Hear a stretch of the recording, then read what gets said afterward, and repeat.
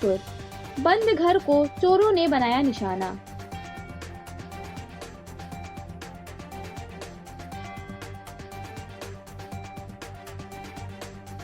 माघ मेले में प्रयागराज गया था परिवार।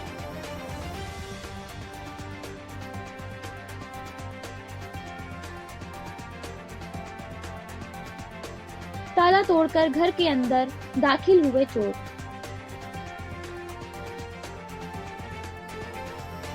नकदी, सोना, चांदी समेत लाखों का माल किया पार।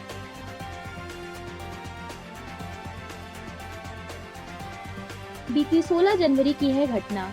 नवाबगंज थाना क्षेत्र के मैनावती मार्ग आम्रपाली बिहार सोसाइटी का मामला।